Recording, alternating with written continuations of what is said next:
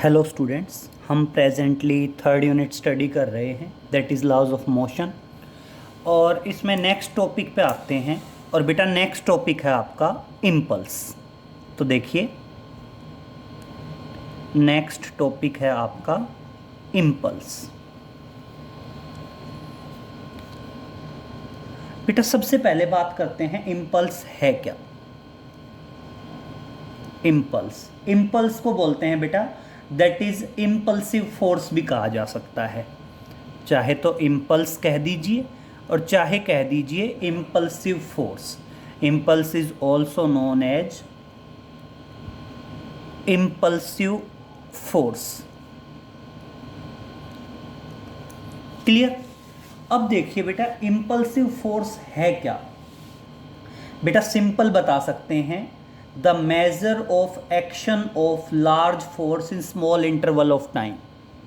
मतलब जैसे मान लीजिए फॉर एग्जांपल आप दीवार पे कोई नेल लगाना चाह रहे हैं और आप हैमर से स्ट्राइक करते हैं, तो हैमर जो है नेल के ऊपर फोर्स लगाता है very small interval of time, और उसे ही क्या कहा जाता है बेटा, इम्पल्स कहा जा सकता है। तो बेसिकली हम कहते हैं इम्पल्स जो है,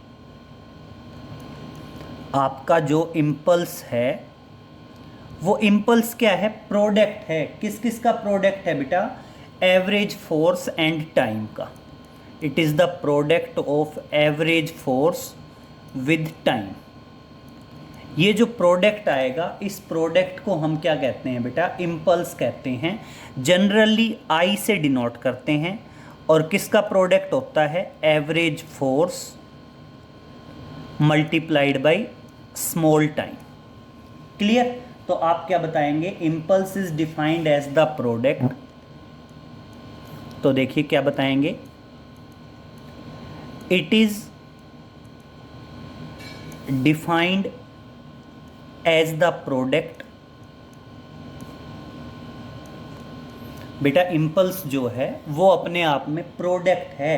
किस किस का प्रोडक्ट है, average force, product of average force,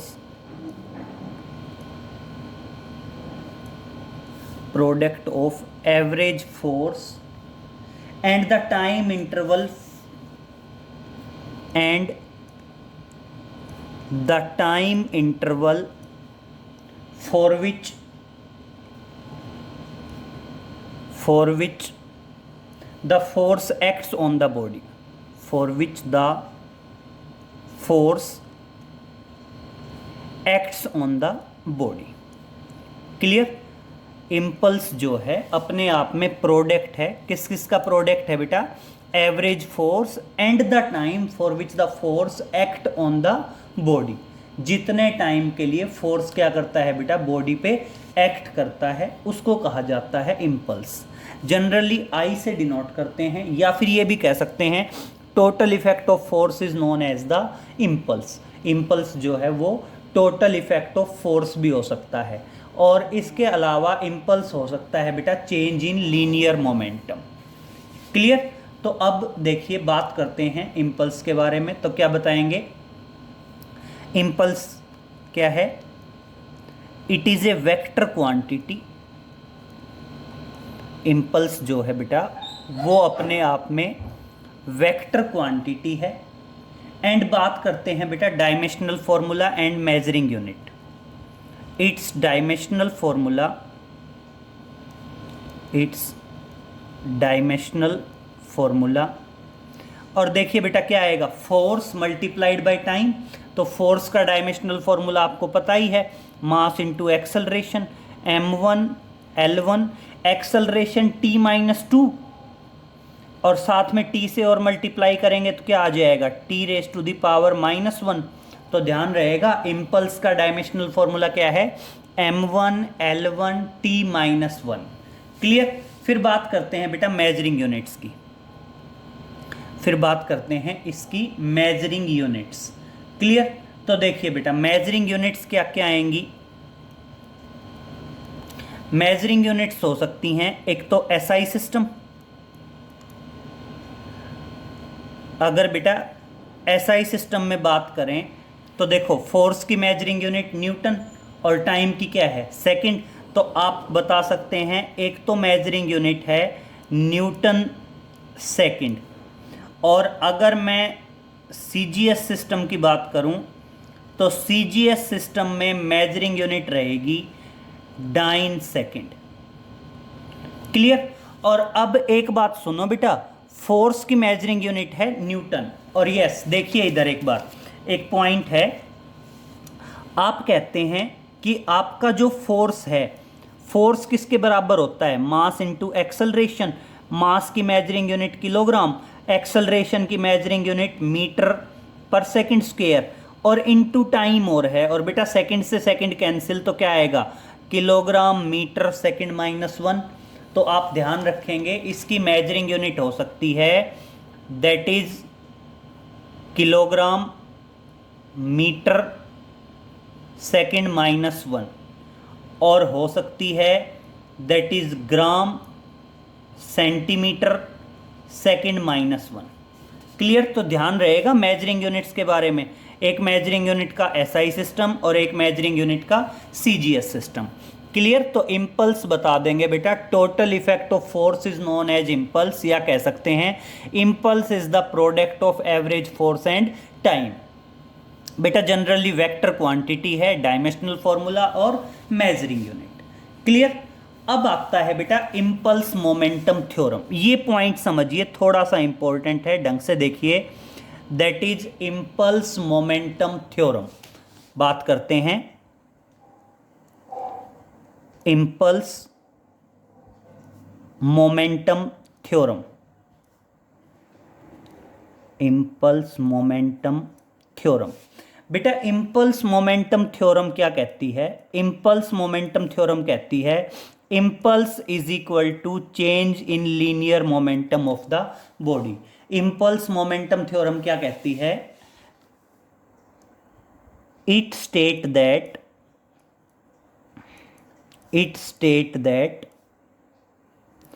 impulse is equal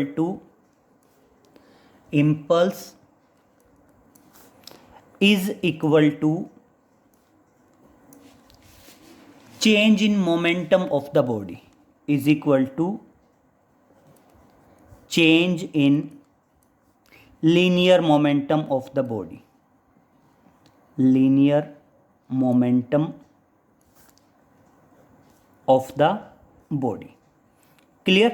impulse momentum theorem क्या कहती है बेटा, जो इम्पल्स है वो इक्वल हो जाएगा, किसके इक्वल हो जाएगा बेटा, rate of change of linear momentum. तो देखिए बेटा इम्पल्स मोमेंटम थ्योरम को कैसे प्रूव करेंगे, रेफरेंस देंगे according to Newton second law of motion.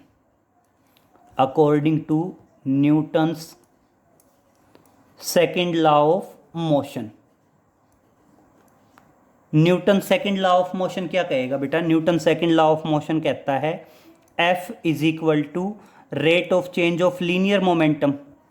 Cross multiply करें बेटा, और क्रॉस मल्टीप्लाई करेंगे तो अपने आप में क्या आएगा, अपने आप में आएगा F into D T is equal to D P. Clear हुआ यहाँ तक। अब क्या करते हैं बेटा, इंटीग्रेशन करते हैं। तो देखिए आप क्या कहेंगे, अज्यूम करेंगे क्या, मान लीजिए जब टाइम 0 है तो उस टाइम पे लीनियर मोमेंटम है p1। क्लियर। और जब टाइम t है तो मान लीजिए उस टाइम पे लीनियर मोमेंटम है p2। उस टाइम पे लीनियर मोमेंटम क्या है, p2। तो अब क्या करेंगे, इंटीग्रेट करेंगे, इंटीग्रेटिंग बोथ साइड्स। क्या करते हैं, इंटीग्रेटिंग बोथ साइड्स। देखिए बेटा दोनों तरफ इंटीग्रेट करते हैं, और दोनों तरफ इंटीग्रेट करेंगे तो क्या आएगा, यहां पे इंटीग्रेशन एफ डी टी, यहां पे इंटीग्रेशन क्या आ जाएगा, F D T from 0 to T. और बेटा दूसरी तरफ क्या आएगा, integration linear momentum from P1 to P2। कहाँ से कहाँ तक आ जाएगा बेटा, फ्रॉम P1 टू P2। और अब देखिए बेटा क्या हो गया, आप सिंपल कहेंगे फोर्स बाहर, और dt का इंटीग्रेशन आएगा t, that is 0 to t। और बेटा लीनियर मोमेंटम dp का इंटीग्रेशन आएगा p, और लिमिट हो जाएगी दैट इज p1 वेक्टर से और p2 वेक्टर, और क्या आएगा upper limit minus lower limit. तो इस तरह से क्या आ जाएगा, force into t minus 0 that is equal to p2 minus p1। और बेटा force into time, force into change in time is equal to p2 minus p1। और बेटा फोर्स इंटू टाइम क्या है, इम्पल्स, और ऑटोमेटिक आपका क्या आ गया, ऑटोमेटिक ये रिजल्ट आ गया कि फोर्स इंटू टाइम क्या है, इम्पल्स है। और इस तरह से इम्पल्स किसके बराबर हो गया, इम्पल्स बराबर हो गया that is change in linear momentum, change in linear momentum. Clear. और यही क्या है आपकी, that is the impulse momentum theorem. ये पॉइंट क्या है आपका, ये आता है आपका इम्पल्स मोमेंटम थ्योरम। तो क्लियर हुआ बेटा, इम्पल्स क्या है, measuring unit, vector quantity, dimensional formula. And impulse momentum theorem क्या कहती है, इम्पल्स मोमेंटम थ्योरम कहती है कि इम्पल्स इक्वल टू होगा change in linear momentum. Clear. अब देखिए बेटा नेक्स्ट पॉइंट पे आते हैं। नेक्स्ट पॉइंट आप समझ सकते हैं, that is applications of Newton second law of motion कह दीजिए, या एप्लीकेशंस ऑफ इम्पल्स कह दीजिए। क्लियर। किसी भी तरह बताई जा सकती हैं, या तो कह सकते हैं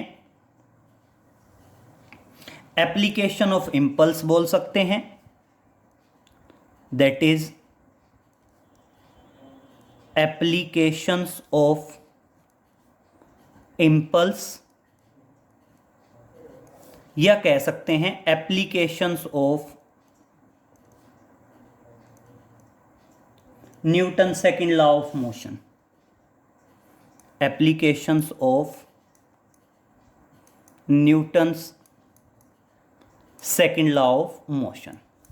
एक ही मतलब है बेटा, चाहे तो एप्लीकेशन ऑफ इम्पल्स कह दीजिए, चाहे एप्लीकेशन ऑफ लीनियर मोमेंटम कह दीजिए।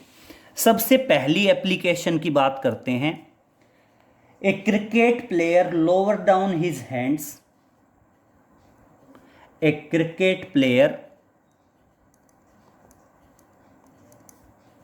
ए cricket player lower his hands, lower his hands while catching a ball, while catching a ball। ये पॉइंट समझिए बेटा। अब एक पॉइंट है जो आपको अच्छे से समझ में आना चाहिए, बहुत ध्यान से समझने की जरूरत है। यस, देखिए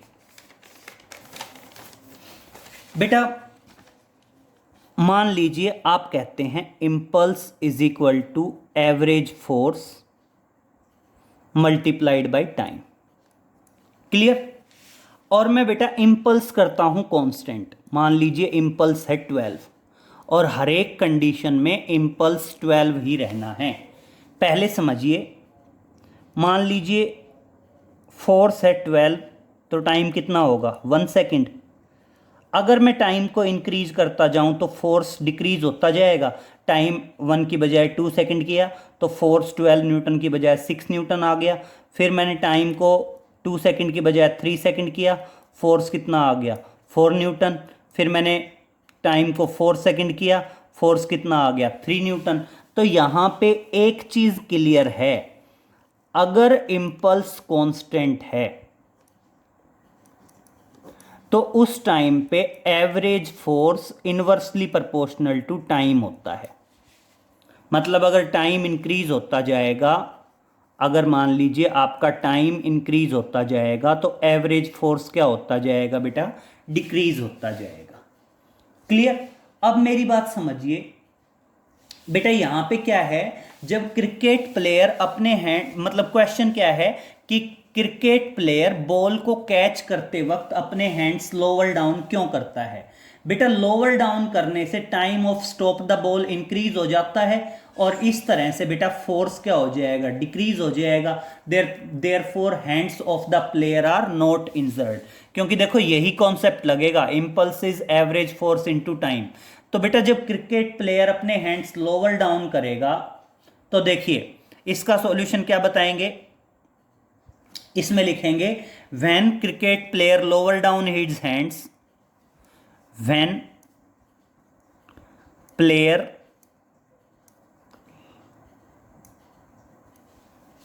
lower down his hands,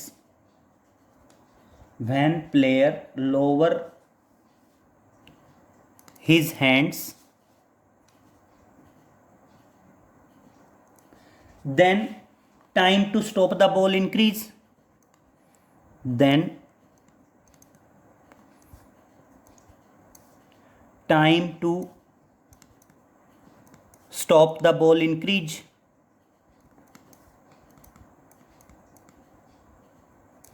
as a result force is decreased, as a result retarding, मतलब सिंपल सी बात है, अगर आपका जो टाइम है वो इंक्रीज हो गया then average force will be decreased, then average force will be decreased, average force क्या हो जाएगा, डिक्रीज हो जाएगा। Hence the hand of the player are not injured, hence the hands of the player, hence the hand of the players are not injured, not injured. तो उस time पे क्या होगा बेटा, प्लेयर के जो हाथ होंगे वो इंजर्ड नहीं होंगे। क्लियर, ये इसी कॉन्सेप्ट पे है। अगर टाइम इंक्रीज हुआ तो एवरेज फोर्स क्या हो जाएगा बेटा, डिक्रीज हो जाएगा। सेम बेटा सेकंड पॉइंट है, सेकंड पॉइंट कह सकते हैं कि compartment of the trains are provided with buffers, या फिर कह सकते हैं vehicles are fitted with shockers. एक ही बात है बेटा। तो आप दूसरा क्या बता सकते हैं, दूसरा ये भी हो सकता है a person falling on A cemented floor, a person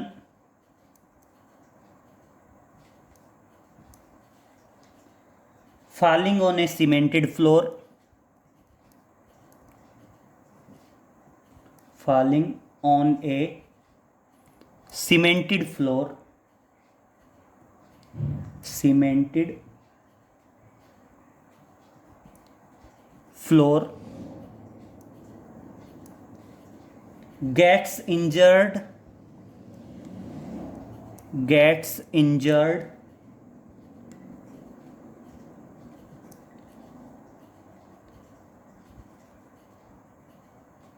but a person falling on heap of sand, but a person falling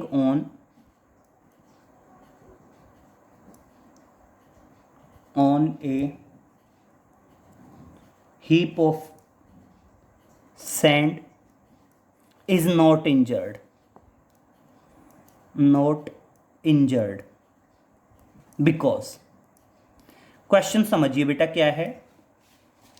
question है कि अगर हम सीमेंटेड फ्लोर पे गिरते हैं तो हमें चोट ज़्यादा लगती है, और अगर किसी रेत के ढेर पर गिरते हैं तो चोट कम लगती है। बेटा सेम कॉन्सेप्ट है। देखो सीमेंटेड फ्लोर पे गिरेंगे तो एवरेज टाइम बहुत कम होगा, क्योंकि सीमेंटेड फ्लोर पे तो एकदम से रुक जाएंगे। तो जो एवरेज टाइम है, जो स्टॉपिंग टाइम है, वो क्या होगा बेटा, एकदम से कम होगा। और स्टॉपिंग टाइम कम होगा तो फोर्स क्या होगा, ज़्यादा लगेगा। और वहीं हीप ऑफ सैंड पे क्या होगा, स्टॉपिंग टाइम ज़्यादा होगा तो फोर्स कम लगेगा। तो देखो सेम सा पॉइंट है, सेम कॉन्सेप्ट है भाई। टाइम सीमेंटेड फ्लोर पे टाइम कम होगा, फोर्स ज़्यादा लगेगा। हीप ऑफ सैंड पे टाइम ज़्यादा होगा, फोर्स कम लगेगा। कम फोर्स लगेगा तो ऑटोमेटिक बेटा चोट भी क्या होगी, कम लगेगी। तो देखिए आप कह सकते हैं because at the cemented floor, because at the cemented floor there is very small interval of time, there is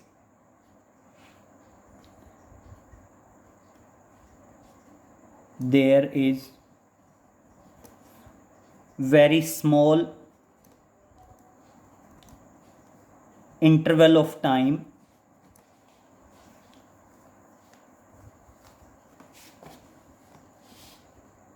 there at the cemented floor, there is very small interval of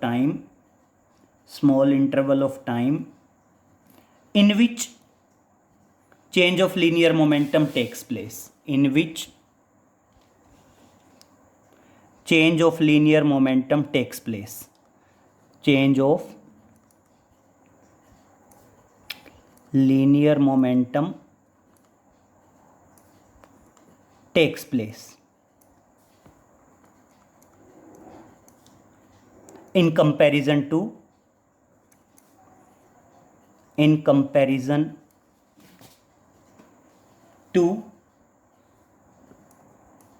heap of sand, and hence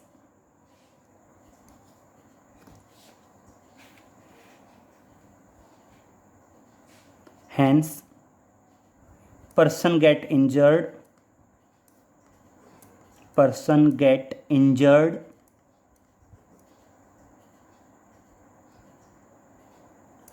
on cemented floor,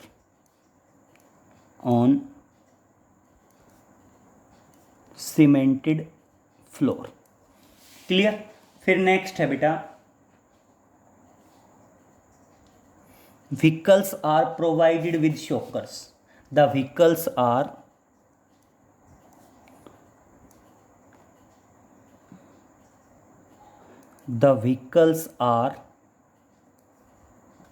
fitted with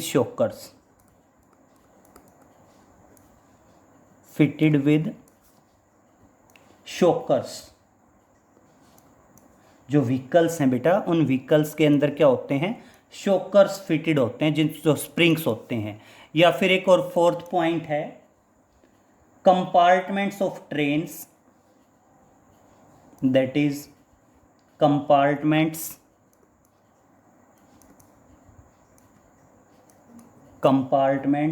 of a train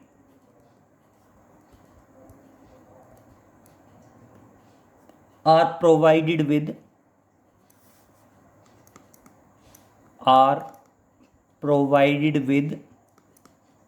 buffers,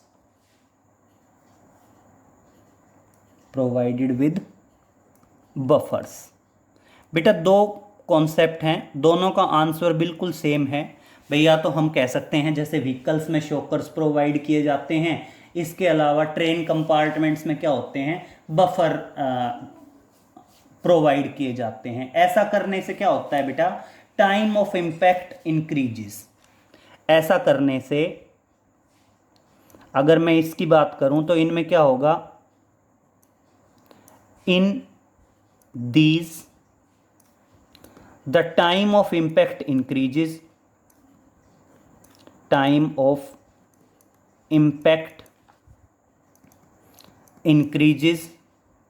and as a result the average force decreases, and as a result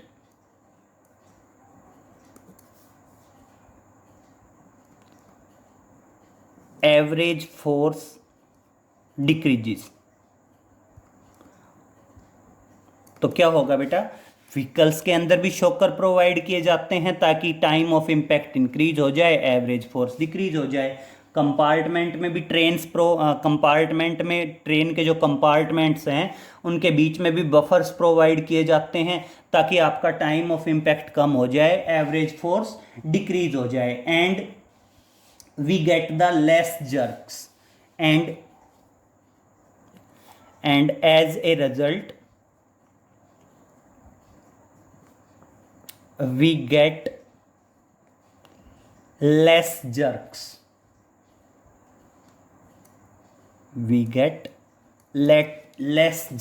और हमें कम झटके लगे। Clear.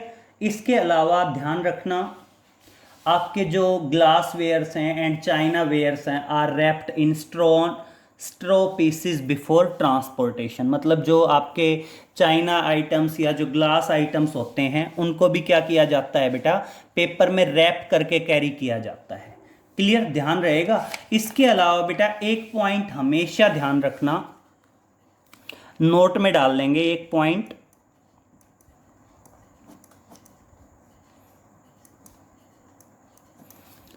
Note में ध्यान रखेंगे कि जो impulse होता है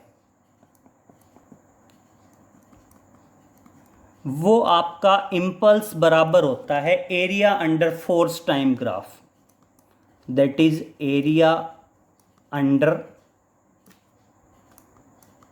फोर्स टाइम ग्राफ। कभी भी आपको फोर्स और टाइम के बीच का ग्राफ दिया हो और उसका इंपल्स पूछा जाए तो इंपल्स हमेशा क्या आएगा बेटा, area under force time graph आएगा। और दूसरा पॉइंट तो आपको पता ही है इंपल्स मोमेंटम थ्योरम से कि इंपल्स हमेशा बराबर होता है that is change in linear momentum, change in linear momentum. दोनों पॉइंट ध्यान रहेंगे। एक तो पहला पॉइंट तो क्या है कि इंपल्स हमेशा क्या आएगा, आएगा area under the force time graph. दूसरा कह सकते हैं इंपल्स आएगा चेंज इन लीनियर मोमेंटम। ये कुछ एप्लीकेशंस हैं जो हम इंपल्स के ऊपर बता सकते हैं। क्लियर। तो देखिए इंपल्स पे एक न्यूमेरिकल कैरिड आउट कर लेते हैं। देखिए क्वेश्चन क्या है, क्वेश्चन है सिंपल लेके चलते हैं, बिल्कुल सिंपल। वो कहता है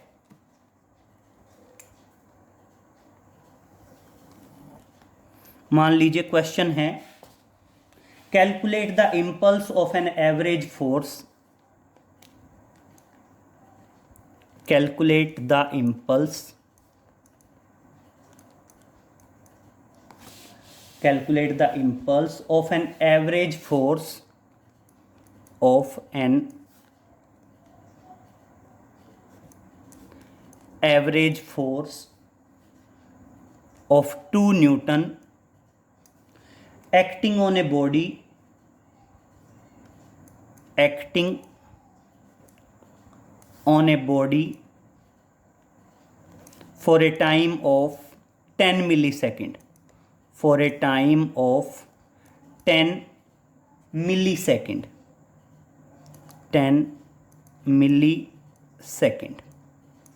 क्लियर। एंड क्या कहता है, and also find out the change in linear momentum of the body, and also find out change in linear momentum of the body, change in linear momentum of the body. Body का change in linear momentum भी हमने बताना है। तो मेरी बात सुनिए बेटा, अब सबसे पहले क्या है, सबसे पहले हमें जो गिवन है वो रखते हैं।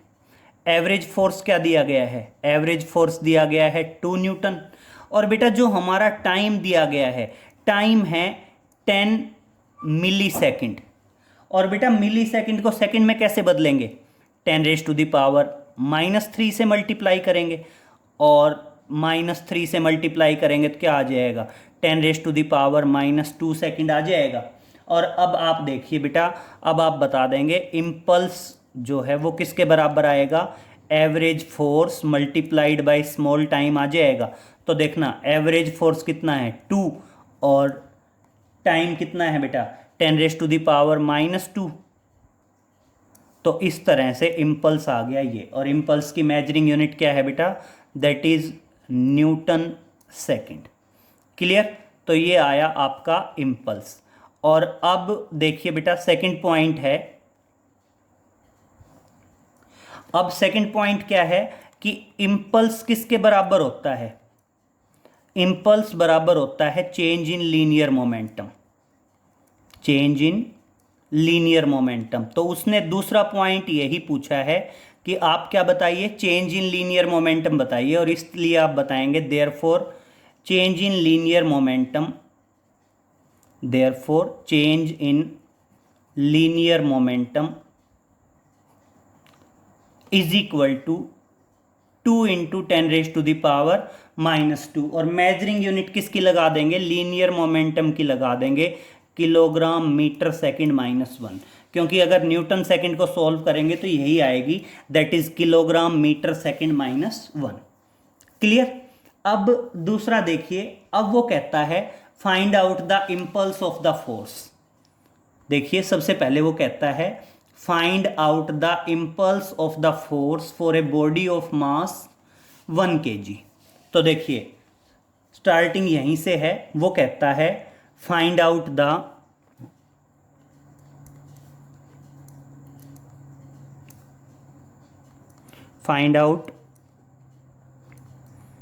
impulse of the force, find out the impulse of the force from the graph given below,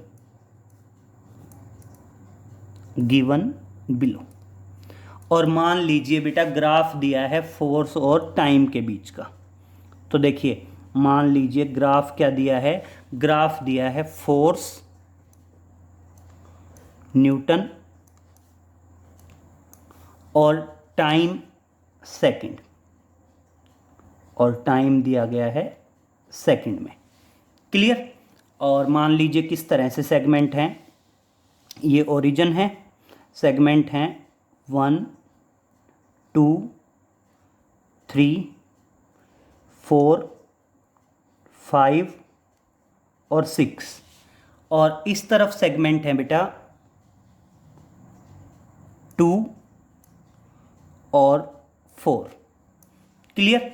और देखें बेटा ग्राफ किस तरह से दिया गया है, ग्राफ दिया गया है ये है, ये पॉइंट ए मार्क किया गया है, ये पॉइंट बी मार्क किया गया है, ये पॉइंट बी मार्क किया गया है, और ये मार्क किया गया है पॉइंट सी, और ग्राफ ये है बेटा।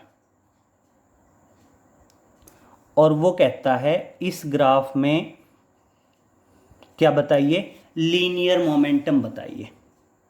तो बेटा ये अपने आप में ट्रिपीजियम की शेप हो गई। चाहे तो आप इसको ऐसे कर लो, आप क्या बताओगे इम्पल्स क्या आएगा, इम्पल्स आएगा area under FT graph, area under force time graph. Clear. Area under force time graph आएगा, तो चाहे तो 3 सेगमेंट में निकाल दो, area of triangle plus area of rectangle plus area of triangle, और चाहो तो कंबाइंड एरिया निकाल दीजिए, एरिया ऑफ ट्रिपीजियम। तो देखिए इम्पल्स आई किसके बराबर होगा, इम्पल्स आई बराबर होगा that is area of trapezium, area of trapezium OABC, ये ट्रिपीजियम आ गया सॉरी। तो देखिए अब आप यहां पे क्या बताएंगे, एरिया ऑफ ट्रिपीजियम क्या होता है 1/2 sum of parallel sides, parallel sides क्या हैं OC और AB, sum of parallel sides multiplied by the separation between them.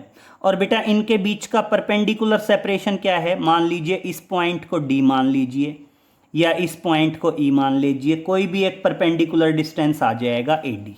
तो देखिए क्या आया 1/2, OC किसके बराबर है 0 से 6 के बराबर है, प्लस ए बी किसके बराबर है, ए बी 2 से 4, 2 से 4 है तो बेटा 2 ही आया।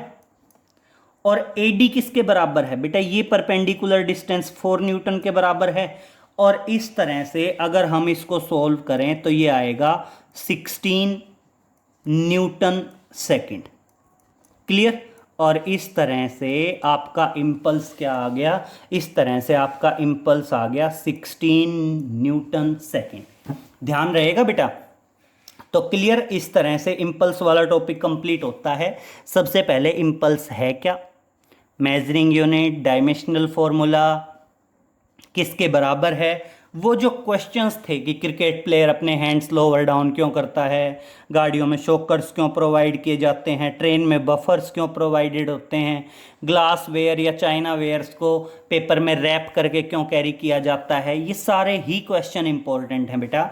इसके अलावा वो भी इंपॉर्टेंट है इम्पल्स मोमेंटम थ्योरम।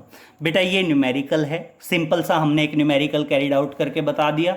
आपको ध्यान रहे कि impulse change in linear momentum के भी बराबर होता है। और इस तरह से अगर बेटा फोर्स और टाइम का ग्राफ दे तो फोर्स और टाइम के ग्राफ में जो एरिया अंडर द ग्राफ आएगा वो एरिया अंडर द ग्राफ आपको क्या प्रोवाइड करेगा, इम्पल्स प्रोवाइड करेगा। क्लियर। तो बेटा ये यहां तक करिए, बाकी आगे नेक्स्ट लेक्चर में फर्दर कैरिड आउट करेंगे थर्ड यूनिट को। Okay, thank you.